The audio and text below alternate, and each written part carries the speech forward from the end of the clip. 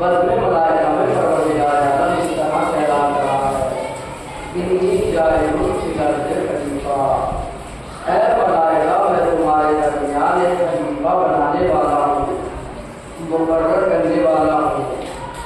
तो अल्लाह ने गिरामी फरिश्तों और मलाइका ने क्या कहा? फरिश्तों और मलाइका ने इस तरह से कहा, परवरदिगार आलम तू ऐसे को खलीफा बनाएगा जो ज़मीन पर कुरेज़ी बर्पा करेगा, इंसाफ फैलाएगा। इसीलिए भी फरिश्ते और मलाइका पहले देख चुके थे। परवरदिगार आलम ने एक मखलूक को बनाया जिसका नाम था जिन्नात।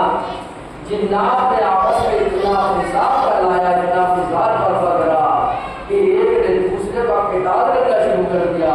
तो फरिश्ते ये देख चुके थे, इसलिए परवरदिगार आलम से कहने लगे, ऐ परवरदिगार आलम तू क्या ऐसे को खलीफा बनाएगा जो जमीन पर कुरेज़ी बर्पा करेगा, फिसाद फैलाएगा? हम तेरी तस्बीह व तहलील करते हैं, हम में से ही किसी को खलीफा मुकर्रर कर दे। तो परवरदिगार आलम ने फौरन कहा, इन्नी आलमु मा ला तालमून, बेशक जो मैं जानता हूँ वो तुम नहीं जानते, इसलिए कि मैं तुम्हारा खालिक हूँ। जो मैं जानता हूँ वो तुम नहीं जानते। मैं जमीन पर खलीफा इसलिए बना रहा हूँ, एक दिन वो होगा जो शायद तुम्हारे दरमियान में पेश होगी, तुम ना बता सकोगे, वो बता देगा। सल्लल्लाहु अलैहि वसल्लम।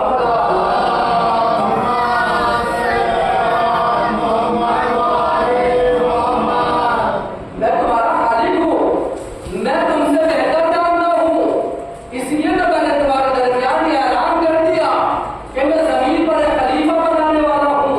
परवरदिगार आलम ने मुख्तलिफ जगह से मिट्टी मंगवाने के बाद जनाब आदम का पुतला बनवाया गया, और जब आदम का पुतला तैयार हो गया तो फौरन परवरदिगार आलम ने हुक्म दिया, क्या दिया कि तुम सब के सब सजदे में गिर जाना। बस तमफ़्फ़ज़तुल मलाइका, तमाम के तमाम मलाइका सजदे में गिर गए, इल्ला इब्लीस, लेकिन इब्लीस ने सजदा नहीं किया। तो फौरन परवरदिगार आलम ने पूछ लिया, इब्लीस तूने परवरदिगार आलम ने तुझे हुक्म दिया था, तूने आदम को सजदा क्यों नहीं किया? तो अब यह अकल कर कहने लगा, मुतकब्बिर होकर कहने लगा, परवरदिगार आलम तूने मुझे आग से बनाया था, इसे खाक से बनाया था। आग जो है वो खाक से अफजल हुआ करती है, भला मैं खाक को किस तरह से सजदा करता?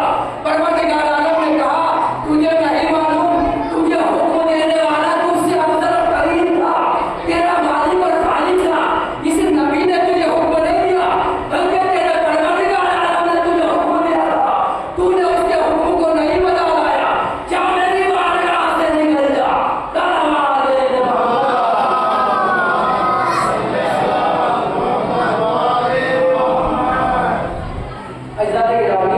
ये शैतान ये सोच रहा था, मैंने जो हज़ारों साल परवरदिगार की तस्बीह व तहलील व इबादत की है, परवरदिगार आलम मुझे अपनी बारगाह से नहीं निकालेगा। तो परवरदिगार आलम ने कहा, शैतान इब्लीस, मैंने लानत का बोझ तेरे गले में डाल दिया। एक दिन के नहीं बल्कि क़यामत तक आने वाले ज़माने का हर इंसान तेरे ऊपर लानत करता रहेगा। तो कहा, परवरदिगार आलम मैंने जो हज़ारों साल से इबादत की है, इसका कुछ सिला तो दे। कहा, मान ले, क्या मांगता है? कहा, परवरदिगार आलम तो मुझे क़यामत तक की जिंदगी दे। कहा, मैंने तुझे क़यामत तक की जिंदगी दी। कहा, परवरदिगार आलम मैं तेरे बंदों को बहकाऊंगा। परवरदिगार आलम ने कहा, जो मेरे नेक बंदे होंगे तेरे बहकाए में हरगिज़ हरगिज़ नहीं आएंगे। ताला दे दे मोहम्मद।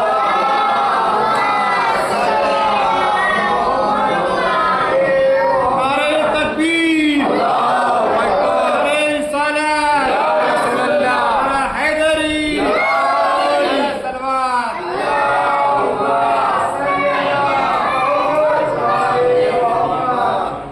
अब परवरदिगार तेरे बंदों को बहकाऊंगा। कहा, जो मेरे नेक बंदे होंगे तेरे बहकाए में आने के नहीं है, वो मेरी तस्बीह भी करेंगे, मेरी तहलील भी करेंगे, मेरी इबादत भी करेंगे। मैं उन्हें हुक्म दूंगा नमाज का तो वो नमाज भी पढ़ेंगे, मैं उन्हें हुक्म दूंगा रोजे का तो वो रोजा भी रखेंगे, मैं उन्हें हुक्म दूंगा हज का तो वो हज भी करेंगे। मेरे नेक बंदे हरगिज़ हरगिज़ तेरे बहकाए में नहीं आएंगे, और अगर करके उनसे हो भी जाएगा तो मैं उन्हें माफ भी कर दूंगा। सल्लल्लाहु अलैहि वसल्लम।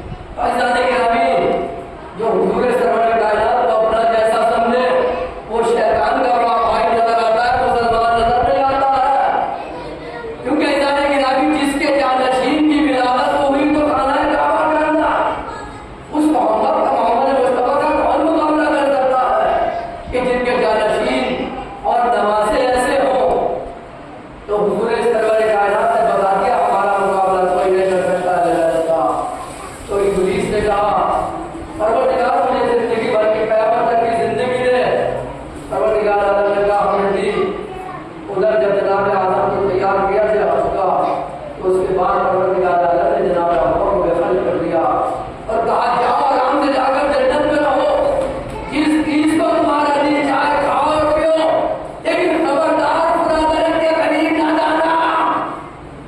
कहा क्यों परवरदिगार आलम उस दरख्त के करीब जाने को क्यों मना कर रहा है? कहा वो शजर है जो जनाब फातिमा ज़हरा से मंसूब है।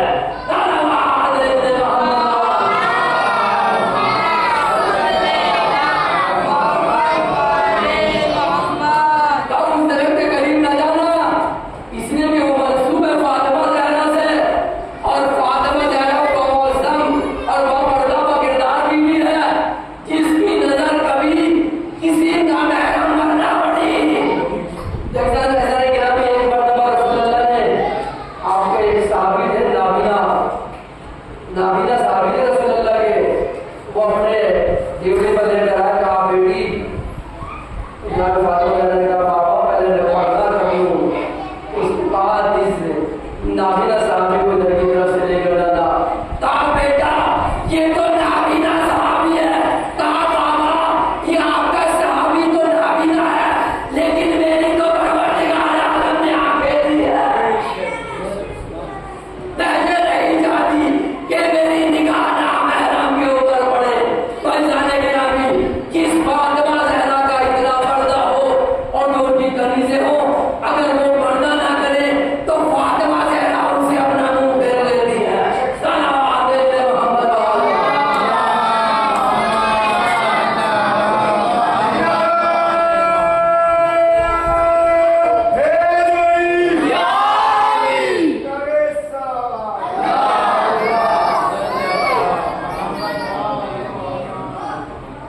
जनाब आदम और हव्वा आराम से जन्नत में रहे, लेकिन परवरदिगार आलम ने जन्नत में पत्थर भी रखा था, जिस पत्थर का नाम था अस्वर, संगे अस्वर। ये संगे अस्वर, जनाब आदम इस संगे अस्वर पर बैठने के बाद मोहम्मद वाले मोहम्मद के फज़ाइल पढ़ा करते थे। एक दौर में होगा आखिरी नबी यानी मोहम्मद मुस्तफा इस दुनिया में आएंगे, वो ऐसा नबी होंगे जब मदीने की किसी गली से गुजरेंगे तो वो गली आपकी खुशबू से मुअत्तर हो जाएगी। एक दो दिन नहीं बल्कि 7 दिन तक गली से मोहम्मद की खुशबू नहीं आएगी। उनका एक जानशीन होगा जिसका नाम अली मुर्तज़ा होगा, जिसकी विलादत खाने काबा के अंदर होगी। उनके नवासे हसन और हुसैन होंगे। जब मोहम्मद के करीब आएंगे तो मोहम्मद मुस्तफा उन्हें मिंबर पर ले जाने के बाद कहेंगे, लोगों जानते हो ये हुसैन कौन हुसैन है? अरे ये वो हुसैन है जो मेरे दीन को कामिल करेगा, जो मेरे दीन को बचाएगा। 3 दिन का भूखा प्यासा नाना के दीन पर कुर्बान हो जाएगा, लेकिन नाना के दीन को बचा देगा। सलावत है मोहम्मद।